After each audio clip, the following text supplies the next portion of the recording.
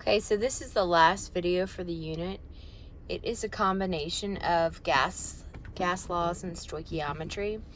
I'll tell you, the real trick to most of these problems is going to be doing your regular stoich in combination with the ideal gas law, PV equals nRT. So normally for a problem with stoich and gases combined, you're going to have to either do a few options. The first might be, hey, let's do this formula on the front load, find moles, and then go do some stoich with moles and get to whatever they want. The second option might be, hey, they're giving you grams of something, go work it to moles, pluck out moles and put in this formula and find its pressure or its volume or its temperature. And then the third option, the longest option, might be, hey, you have to do PV and RT at the beginning, find moles, work over to moles of something else, and then do PV and RT for another gas at the end. So when we're doing these, that's kind of like the pattern, PV and RT and some stoich. Just remember, when you do this formula, it's only going to work for gases. So never try and use this for a solid or a liquid or anything like that. What I'll do is I'll read a problem and then I'll pause it and we'll talk about the steps, and then you can try it out and come back and check your work.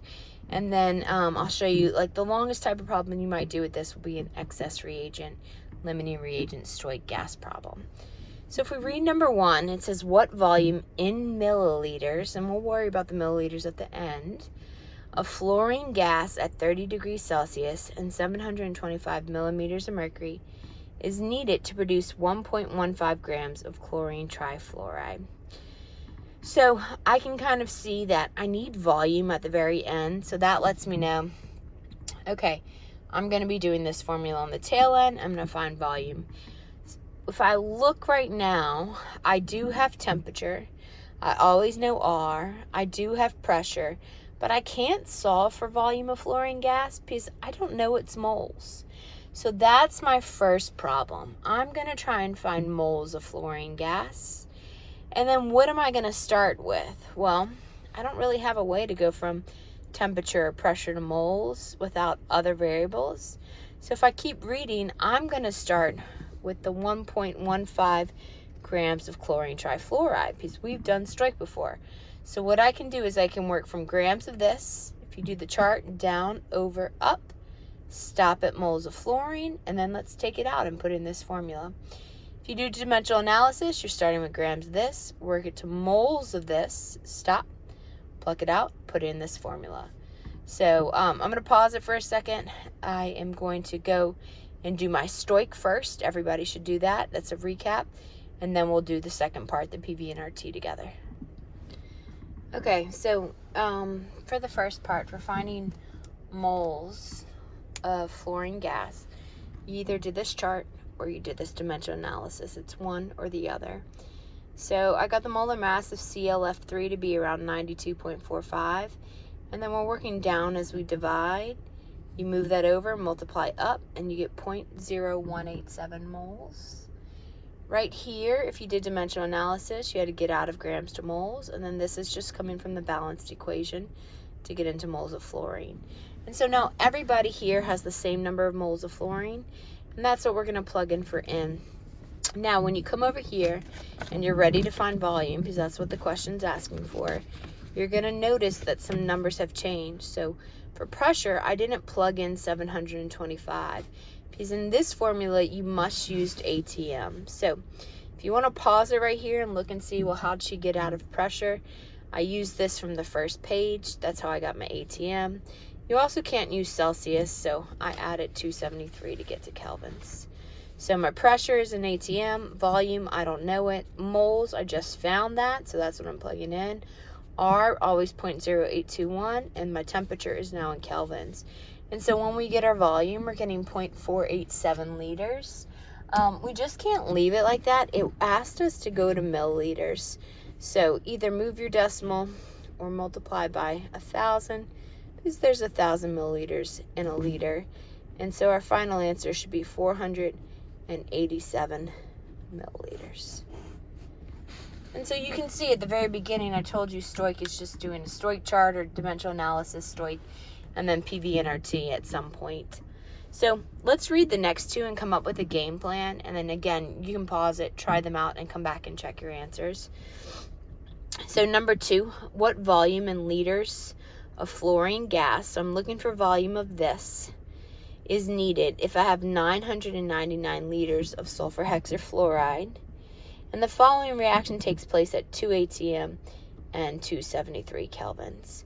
So it kind of looks like I could do PV&RT and find moles of this, and then let's work down over up to moles of this, and then I could do PV&RT again to solve for our volume.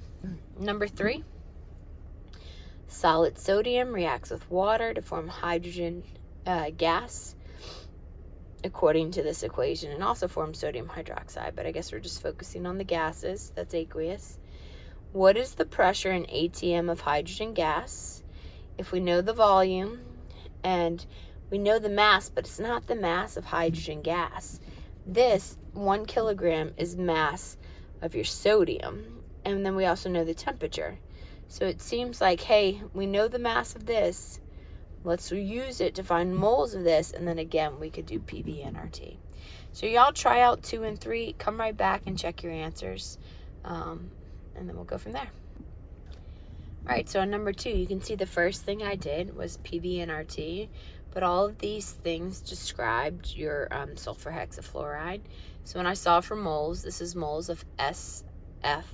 I don't know why I read an H right there. SF6, sulfur hexafluoride. I must have heard that. All right, so from there, step 2 would be, let's do some dimensional analysis. This is our moles of sulfur hexafluoride, but since the question's asking about fluorine gas, we're going to work moles to moles. So if you did the chart, you plug it in for moles, divide down, move over, multiply up. If you didn't do the chart, you should just go straight into coefficients. And so either way, we're getting the same number of moles of fluorine gas. So at the very end, to find volume of fluorine gas, you need to do PV&RT one more time. So all our units looked good. I really didn't need to convert anything. 2 times volume. Plug in the moles of fluorine, R, and T. And when we solve, we should get something close to 2,997 liters. And we can leave it in liters since it didn't ask for milli or anything like that. All right, on the last Stoich problem, the first thing I did was I took my 1 kilogram and I made it into grams if I'm going to be using the chart. Because you only want to plug in grams into the chart. You can divide down, move over, multiply up. If you're doing dimensional analysis, you can make that kilogram to gram conversion as part of your steps. And then you go from molar mass to moles, and then you go to coefficients, and we're getting the same number of moles. And so we worked it all the way to hydrogen, since the question wants to know the pressure of hydrogen. Move it over, and we're going to do PV&RT at the end. So we're looking for pressure. We know our volume, and it was in the right units. We just found our moles. We know our R. And then for temperature, you did have to turn it to kelvins. Make sure you didn't plug in 50 there. It's 50 plus 273. And so once you do your algebra, 28.83 atm would be the pressure of our hydrogen gas. So now the last active homework of the year is on gas stoichiometry. The last quiz of the year will be on gas stoichiometry. And then in a day or two, the optional active chem for the final review will open up, and that can replace your lowest homework of the whole semester. So just a reminder, read the description by it to remind yourself how the optional homework can be replaced. All right, email me with any questions.